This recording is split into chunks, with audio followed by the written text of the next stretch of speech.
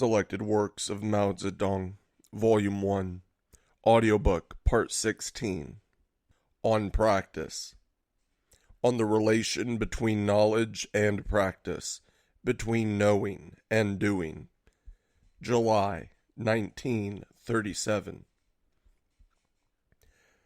There used to be a number of comrades in our party who were dogmatists and who, for a long period, rejected the experience of the Chinese Revolution, denying the truth that Marxism is not a dogma, but a guide to action, and overawing people with words and phrases from Marxist works, torn out of context. There were also a number of comrades who were empiricists, and who, for a long period, restricted themselves to their own fragmentary experience, and did not understand the importance of theory for revolutionary practice, or see the revolution as a whole, but worked blindly, though industriously. The erroneous ideas of these two types of comrade, and particularly of the dogmatists, caused enormous losses to the Chinese Revolution during 1931 to 1934, and let the dogmatists, cloaking themselves as Marxists, confuse a great many comrades. On Practice was written in order to expose the subjectivist errors of dogmatism and empiricism in the party, and especially the error of dogmatism, from the standpoint of the Marxist theory of knowledge. It was entitled On Practice because its stress was on exposing the dogmatist kind of subjectivism which belittles practice. The ideas contained in this essay were presented by Comrade Mao Zedong in a lecture at the Anti-Japanese Military and Political College in Yan'an. Before Marx, materialism examined the problem of knowledge apart from the social nature of man and apart from his historical development, and was therefore incapable of understanding the dependence of knowledge on social practice, that is, the dependence of knowledge on production and the class struggle. Above all, Marxists regard man's activity in production as the most fundamental practical activity, the determinant of all his other activities. Man's knowledge depends mainly on his activity in material production, through which he comes gradually to understand the phenomena, the properties, and the laws of nature, and the relations between himself and nature. And through his activity in production he also gradually comes to understand, in varying degrees, certain relations that exist between man and man. None of this knowledge can be acquired apart from activity in production. In a classless society, every person, as a member of society, joins in common effort with other members, enters into definite relations of productions with them, and engages in production to meet man's material needs. In all class societies, the members of the different social classes also enter, in different ways, into definite relations of production, and engage in production to meet their material needs. This is the primary source from which human knowledge develops. Man's social practice is not confined to activity in production, but takes many other forms: class struggle, political life, scientific and artistic pursuits. In short, as a social being, man participates in all spheres of the practical life of society. Thus, man in varying degrees comes to know the different relations between man and man, not only through his material life, but also through his political and cultural life, both of which are intimately bound up with material life. Of these other types of social practice, class struggle, in particular, in all its various forms, exerts a profound influence on the development of man's knowledge. In class society, everyone lives as a member of a particular class, and every kind of thinking, without exception, is stamped with the brand of a class. Marxists hold that in human society, activity in production develops step by step from a lower to a higher level, and that consequently man's knowledge, whether of nature or of society, also develops step by step from a lower to a higher level, that is, from the shallower to the deeper, from the one-sided to the many-sided. For a very long period in history, men were necessarily confined to a one-sided understanding of the history of society because, for one thing, the bias of the exploiting classes always distorted history, and for another, the small scale of production limited man's outlook. It was not until the modern proletariat emerged, along with immense forces of production, large-scale industry, that man was able to acquire a comprehensive historical understanding of the development of society and turn this knowledge into a science, the science of Marxism. Marxists hold that man's social practice alone is the criterion of the truth of his knowledge of the external world. What actually happens is that man's knowledge is verified only when he achieves the anticipated results in the process of social practice, material production, class struggle, or scientific experiment. If a man wants to succeed in his work, that is, to achieve the anticipated results, he must bring his ideas into correspondence with the laws of the objective external world. If they do not correspond, he will fail in his practice. After he fails, he draws his lessons, corrects his ideas to make them correspond to the laws of the external world, and can thus turn failure into success. This is what is meant by failure is the mother of success, and a fall into the pit, a gain in your wit.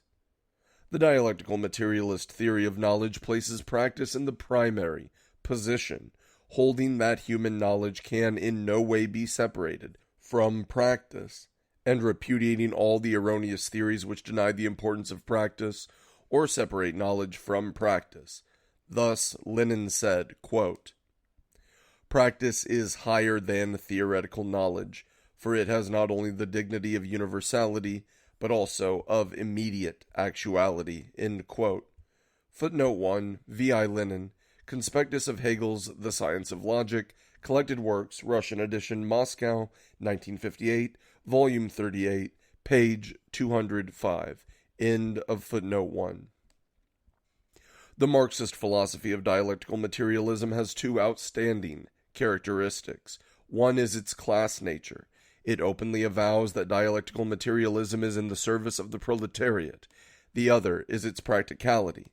It emphasizes the dependence of theory on practice, emphasizes that theory is based on practice, and in turn serves practice. The truth of any knowledge or theory is determined not by subjective feelings, but by objective results in social practice. Only social practice can be the criterion of truth. The standpoint of practice is the primary and basic standpoint in the dialectical materialist theory of knowledge. Footnote 2. See Karl Marx, Theses on Feuerbach. Karl Marx and Friedrich Engels, Selected Works in 2 volumes, English edition, Foreign Languages Publishing House, Moscow, 1958, volume 2, page 403. And V.I. Lenin, Materialism and Empirio-Criticism, English edition, Foreign Languages Publishing House, Moscow, 1952, pages 136 to 142. End of footnote 2. But how then does human knowledge arise from practice and in turn serve practice? This will become clear if we look at the process of the development of knowledge. In the process of practice, man at first sees only the phenomenal side, the separate aspects, the external relations of things. For instance, some people from outside come to Yan'an on a tour of observation. In the first day or two, they see its topography, streets, and houses.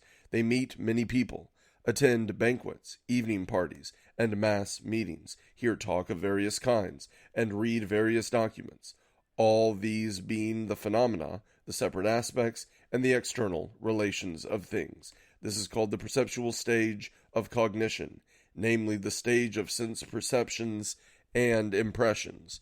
That is, these particular things in Yan'an act on the sense organs of the members of the observation group evoke sense perceptions and give rise in their brains to many impressions together with a rough sketch of the external relations among these impressions. This is the first stage of cognition. At this stage, man cannot as yet form concepts which are deeper or draw logical conclusions.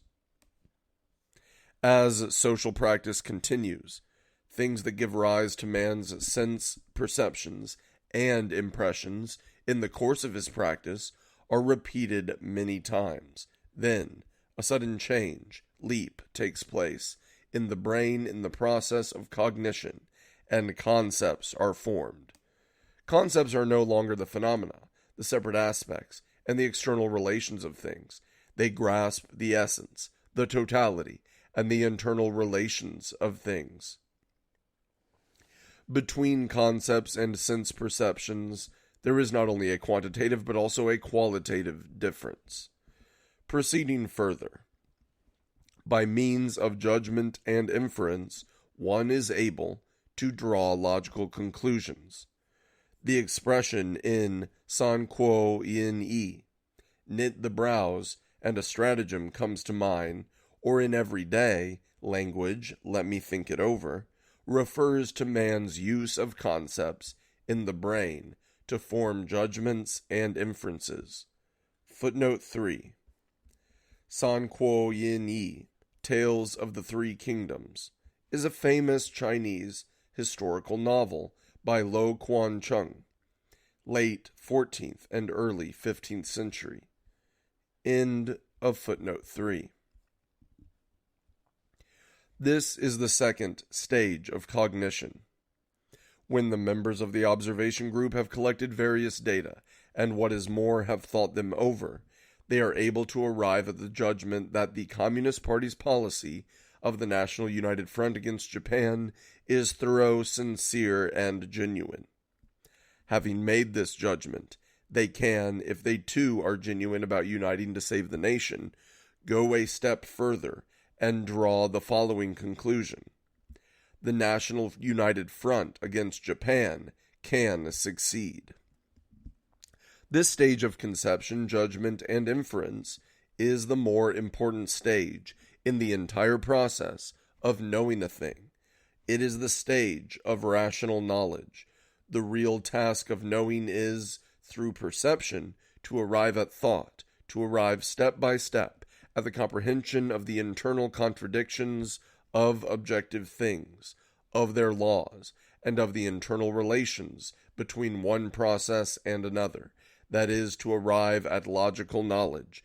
To repeat, logical knowledge differs from the perceptual knowledge in that perceptual knowledge pertains to the separate aspects, the phenomena, and the external relations of things, whereas logical knowledge takes a big stride forward to reach the totality, the essence, and the internal relations of things, and discloses the inner contradictions in the surrounding world. Therefore, logical knowledge is capable of grasping the development of the surrounding world in its totality, in the internal relations of all its aspects. This dialectical materialist theory of the process of development of knowledge, basing itself on practice and proceeding from the shallower to the deeper, was never worked out by anybody before the rise of Marxism. Marxist materialism solved this problem correctly for the first time, pointing out both materialistically and dialectically the deepening movement of cognition, the movement by which man in society progresses from perceptual knowledge to logical knowledge in his complex, constantly recurring practice of production and class struggle.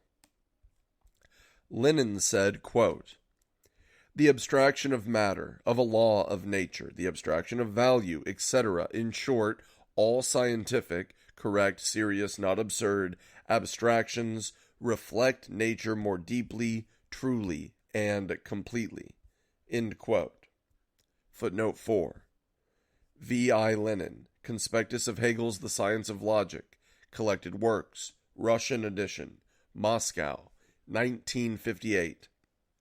Volume 38, page 161. End of footnote 4. Marxism-Leninism holds that each of the two stages in the process of cognition has its own characteristics, with knowledge manifesting itself as perceptual at the lower stage and logical at the higher stage, but that both are stages in an integrated process of cognition. The perceptual and the rational are qualitatively different, but are not divorced from each other. They are unified on the basis of practice. Our practice proves that what is perceived cannot at once be comprehended, and that only what is comprehended can be more deeply perceived. Perception only solves the problem of phenomena. Theory alone can solve the problem of essence. The solving of both these problems is not separable in the slightest degree from practice.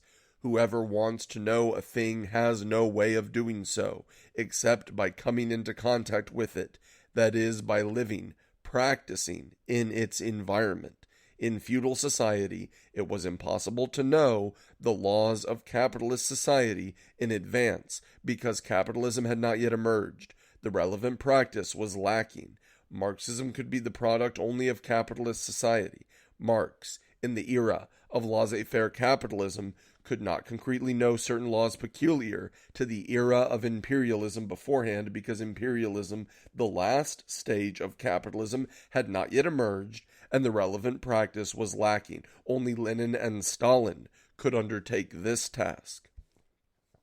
Leaving aside their genius, the reason why Marx, Engels, Lenin, and Stalin could work out their theories was mainly that they personally took part in the practice of the class struggle and the scientific experimentation of their time. Lacking this condition, no genius could have succeeded. The saying, "Without stepping outside his gate, the scholar knows all the wide world's affairs," was mere empty talk in past times, when technology was undeveloped.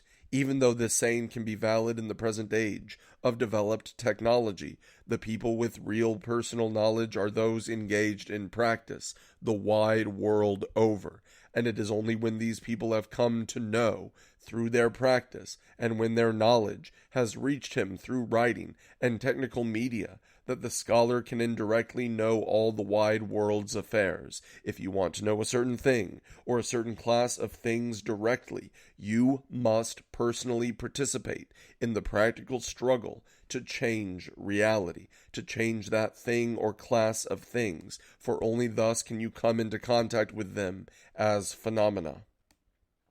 Only through personal participation in the practical struggle to change reality can you uncover the essence of that thing or class of things and comprehend them. This is the path to knowledge which every man actually travels, though some people, deliberately distorting matters, argue to the contrary. The most ridiculous person in the world is the know-all, who picks up a smattering of hearsay knowledge and proclaims himself the world's #1 authority. This merely shows that he has not taken a proper measure of himself. Knowledge is a matter of science, and no dishonesty or conceit whatsoever is permissible. What is required is definitely the reverse: honesty and modesty. If you want knowledge, you must take part in the practice of changing reality. If you want to know the taste of a pear, you must change the pear by eating it yourself. If you want to know the structure and properties of the atom, you must make physical and chemical experiments to change the state of the atom. If you want to know the theory and methods of revolution, you must take part in revolution. All genuine knowledge originates in direct experience, but one cannot have direct experience of everything. As a matter of fact, most of our knowledge comes from indirect experience. For example, all knowledge from past times and foreign lands. To our ancestors and to foreigners, such knowledge was or is a matter of direct experience, and this knowledge is reliable if in the course of their direct experience the requirement of scientific abstraction, spoken of by Lenin, was or is fulfilled, and objective reality scientifically reflected. Otherwise, it is not reliable. Hence, a man's knowledge consists only of two parts, that which comes from direct experience and that which comes from indirect experience.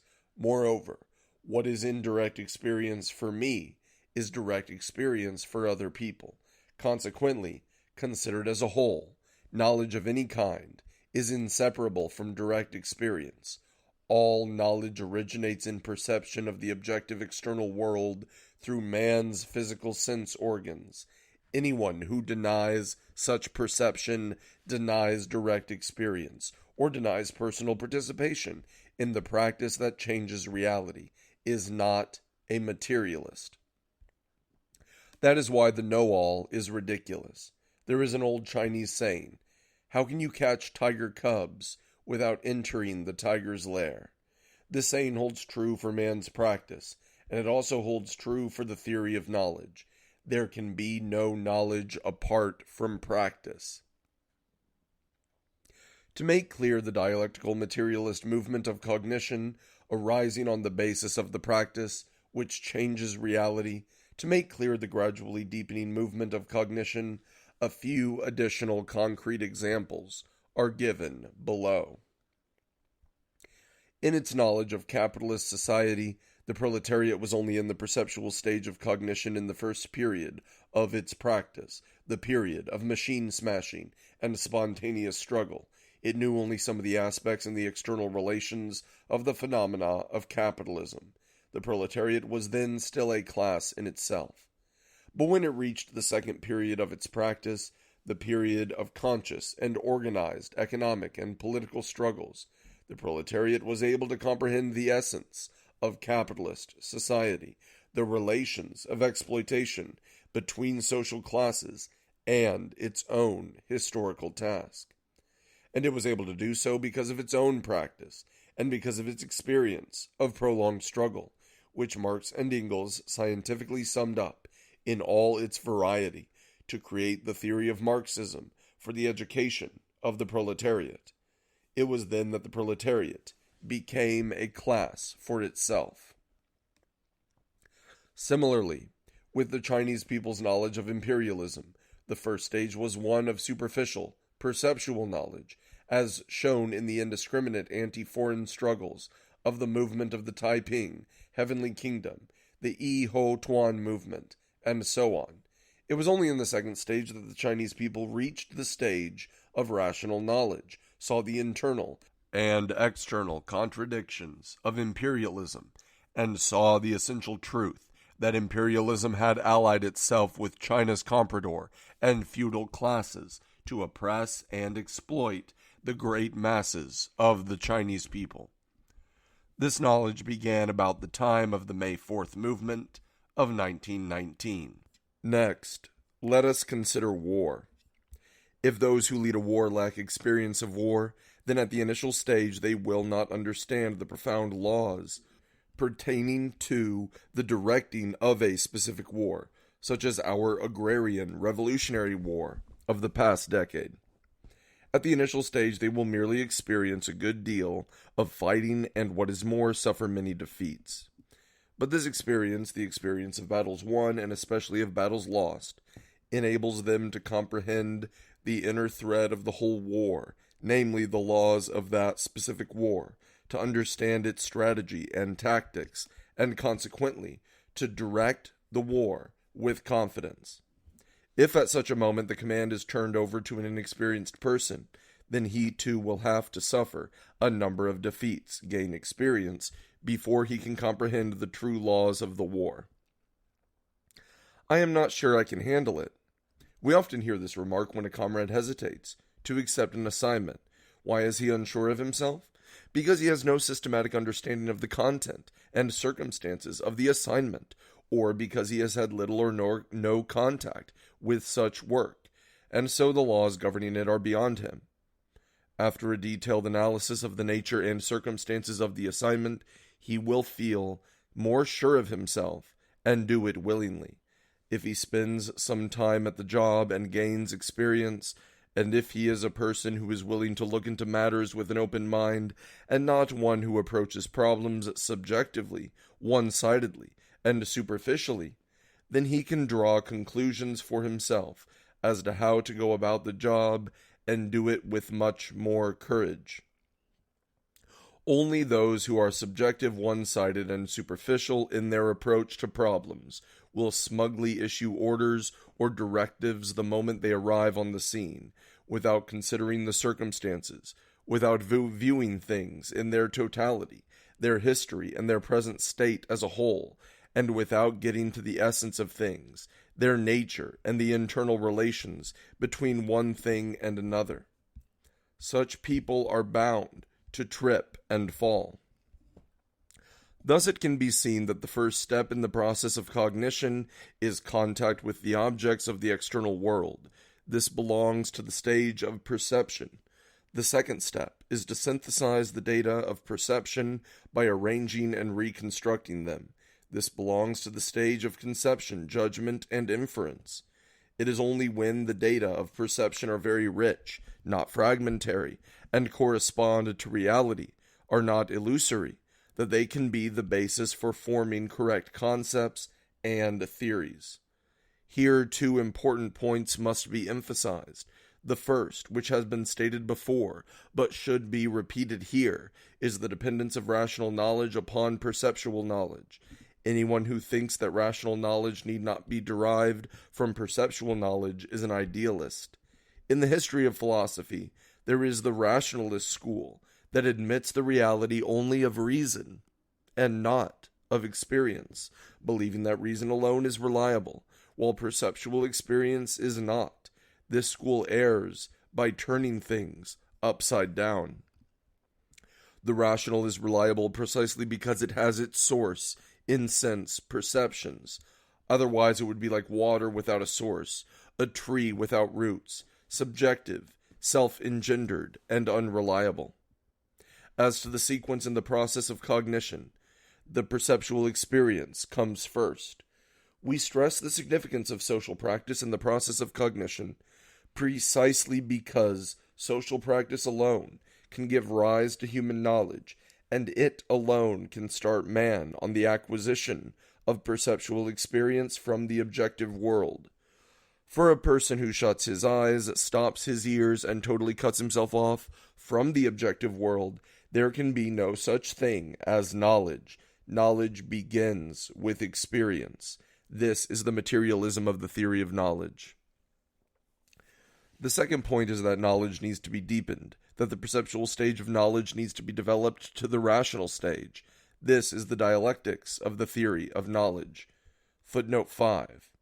Quote, "In order to understand, it is necessary empirically to begin understanding study, to rise from empiricism to the universal."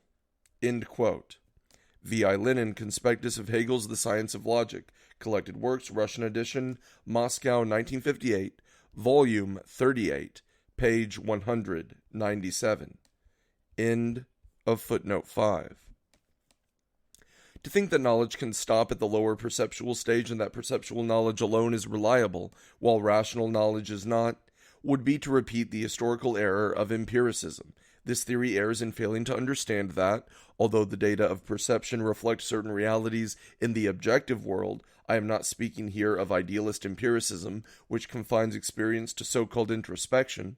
They are merely one-sided and superficial, reflecting things incompletely, and not reflecting their essence.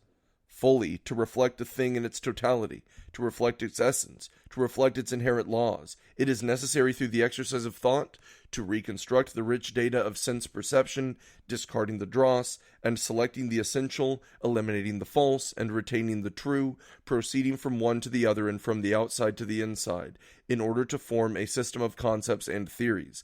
It is necessary to make a leap from perceptual to rational knowledge. Such reconstructed knowledge is not more empty or more unreliable. On the contrary, whatever has been scientifically reconstructed in the process of cognition on the basis of practice reflects objective reality, as Lenin said, more deeply, more truly, more fully. As against this, Vulgar, practical men respect experience but despise theory, and therefore cannot have a comprehensive view of an entire objective process, lack clear direction and long-range perspective, and are complacent over occasional successes and glimpses of the truth. If such persons direct a revolution, they will lead it up a blind alley. Rational knowledge depends upon perceptual knowledge, and perceptual knowledge remains to be developed into rational knowledge. This is the dialectical, materialist theory of knowledge. In philosophy, neither rationalism nor empiricism understands the historical or the dialectical nature of knowledge, and although each of these schools contains one aspect of the truth, here I am referring to materialist, not to idealist, rationalism and empiricism, both are wrong on the theory of knowledge as a whole. The dialectical materialist movement of knowledge from the perceptual to the rational holds true for a minor process of cognition, for instance, knowing a single thing or task, as well as for a major process of cognition, for instance, knowing a whole society or a revolution.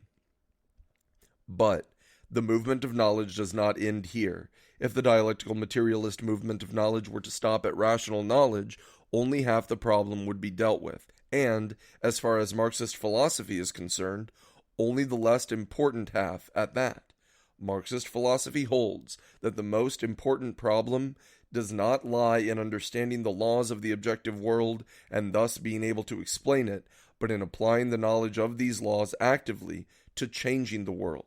From the Marxist viewpoint, theory is important, and its importance is fully expressed in Lenin's statement, quote, "Without revolutionary theory, there can be no revolutionary movement," end quote. Footnote 6. V.I. Lenin, What is to be Done? Collected Works, English edition, Foreign Languages Publishing House, Moscow, 1961, Volume 5, page 369, end of footnote 6. But Marxism emphasizes the importance of theory precisely and only because it can guide action. If we have a correct theory, but merely prate about it, pigeonhole it, and do not put it into practice, then that theory, however good, is of no significance. Knowledge begins with practice, and theoretical knowledge is acquired through practice, and must then return to practice. The active function of knowledge manifests itself not only in the active leap from perceptual to rational knowledge, but, and this is more important, it must manifest itself in the leap from rational knowledge to revolutionary practice. The knowledge which grasps the laws of the world must be redirected to the practice of changing the world, must be applied anew in the practice of production, in the practice of revolutionary class struggle and revolutionary national struggle, and in the practice of scientific experiment. This is the process of testing and developing theory, the continuation of the whole process of cognition. The problem of whether theory corresponds to objective reality is not, and cannot be, completely solved in the movement of knowledge from the perceptual to the rational mentioned above. The only way to solve this problem completely is to redirect rational knowledge to social practice, apply theory to practice, and see whether it can achieve the objectives one has in mind. Many theories of natural science are held to be true not only because they were so considered when natural scientists originated them, but because they have been verified in subsequent scientific practice. Similarly, Marxism-Leninism is held to be true not only because it was so considered when it was scientifically formulated by Marx, Engels, Lenin, and Stalin, but because it has been verified in the subsequent practice of revolutionary class struggle and revolutionary national struggle. Dialectical materialism is universally true because it is impossible for anyone to escape from its domain in his practice. The history of human knowledge tells us that the truth of many theories is incomplete, and that this incompleteness is remedied through the test of practice. Many theories are erroneous, and it is through the test of practice that their errors are corrected. That is why practice is the criterion of truth, and why, quote, "The standpoint of life, of practice, should be first and fundamental in the theory of knowledge," end quote. Footnote 7. V.I. Lenin, Materialism and Empirio-Criticism, English edition, Foreign Languages Publishing House, Moscow, 1952, page 141, end of footnote 7. Stalin has well said, quote, Theory becomes purposeless if it is not connected with revolutionary practice, just as practice gropes in the dark if its path is not illumined by revolutionary theory." End quote. Footnote 8. J. V. Stalin, The Foundations of Leninism, Problems of Leninism, English edition, Foreign Languages Publishing House, Moscow, 1954, page 31, end of footnote 8. When we get to this point, is the movement of knowledge completed? Our answer is, it is, and yet it is not. When men in society throw themselves into the practice of changing a certain objective process, whether natural or social, at a certain stage of its development, they can, as a result of the reflection of the objective process in their brains and the exercise of their subjective activity, advance their knowledge from the perceptual to the rational, and create ideas, theories, plans, or programs which correspond in general to the laws of that objective process. They then apply these ideas, theories, plans, or programs in practice in the same objective process. And if they can realize the aims they have in mind, that is, if in that same process of practice they can translate, or on the whole translate, those previously formulated ideas, theories, plans, or programs into fact, then the movement of knowledge may be considered completed with regard to this particular process. In the process of changing nature, take, for example, the fulfillment of an engineering plan, the verification of a scientific hypothesis, the manufacture of an implement, or the reaping of a crop, or in the process of changing society, take, for example, the victory of a strike, victory in a war, or the fulfillment of an educational plan. All these may be considered the realization of aims one has in mind, but generally speaking, whether in the practice of changing nature or of changing society, men's original ideas, theories, plans, or programs are seldom realized without any alteration. This is because people engaged in changing reality are usually subject to numerous limitations. They are limited not only by existing scientific and technological conditions, but also by the development of the objective process itself, and the degree to which this process has become manifest. The aspects and the essence of the objective process have not yet been fully revealed. In such a situation, ideas, theories, plans, or programs are usually altered partially and sometimes even wholly, because of the discovery of unforeseen circumstances in the course of practice. That is to say, it does happen that the original ideas, theories, plans, or programs fail to correspond with reality either in whole or in part, or are wholly or partially incorrect. In many instances, failures have to be repeated many times before errors in knowledge can be corrected and correspondence with the laws of the objective process achieved, and consequently, before the subjective can be transformed into the objective, or in other words, before the anticipated results can be achieved in practice. But when that point is reached, no matter how, the movement of human knowledge regarding a certain objective process at a certain stage of its development may be considered completed. However, so far as the progression of the process is concerned, the movement of human knowledge is not completed.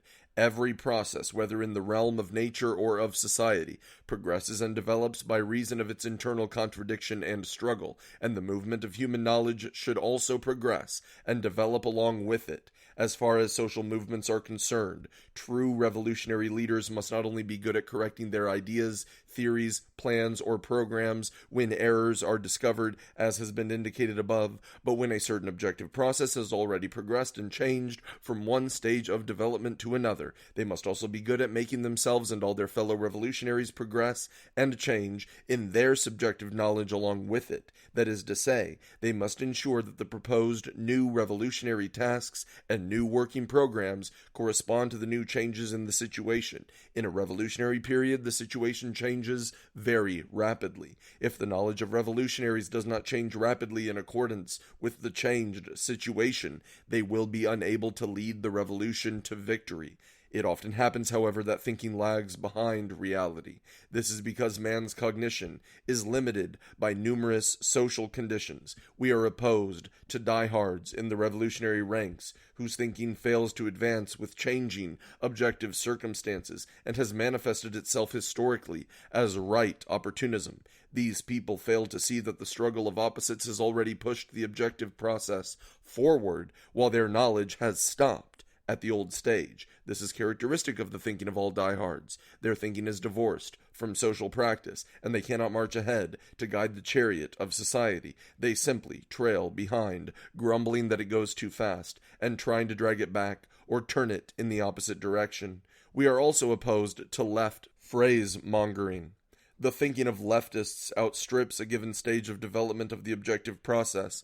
Some regard their fantasies as truth, while others strain to realize in the present an ideal which can only be realized in the future. They alienate themselves from the current practice of the majority of the people and from the realities of the day, and show themselves adventurous in their actions. Idealism and mechanical materialism, opportunism and adventurism are all characterized by the breach between the subjective and the objective, by the separation of knowledge from practice. The Marxist-Leninist theory of knowledge, characterized as it is by scientific social practice, cannot but resolutely oppose these wrong ideologies. Marxists recognize that in the absolute and general process of development of the universe, the development of each particular process is relative, and that hence, in the endless flow of absolute truth, man's knowledge of a particular process at any given stage of development is only relative truth.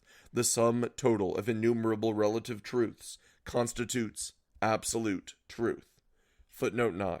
C. V. I. Lenin, Materialism and Imperiocriticism, English edition, Foreign Languages Publishing House, Moscow, 1952, pages 129 to 136. End of footnote 9. The development of an objective process is full of contradictions and struggles, and so is the development of the movement of human knowledge.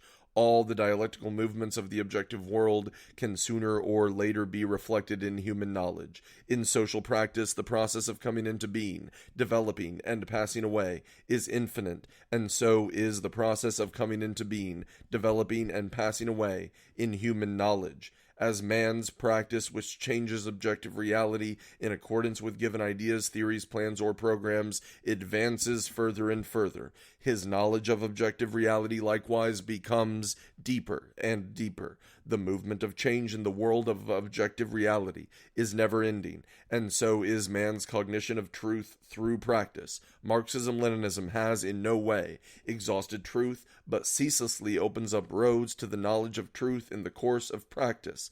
Our conclusion is the concrete, historical unity of the subjective and the objective, of theory and practice, of knowing and doing, and we are opposed to all erroneous ideologies, whether left or right, which depart from concrete history.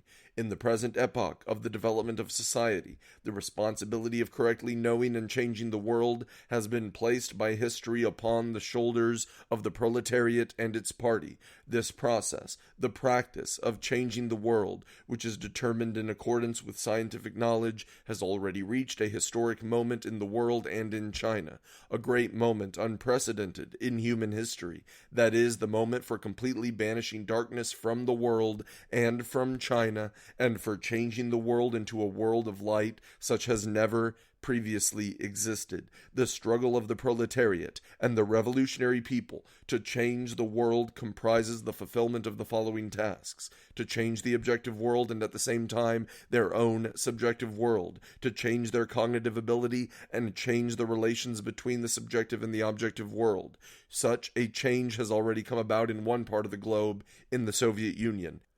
There, the people are pushing forward this process of change. The people of China and the rest of the world either are going through or will go through such a process. And the objective world which is to be changed also includes all the opponents of change, who, in order to be changed, must go through a stage of compulsion before they can enter the stage of voluntary conscious change.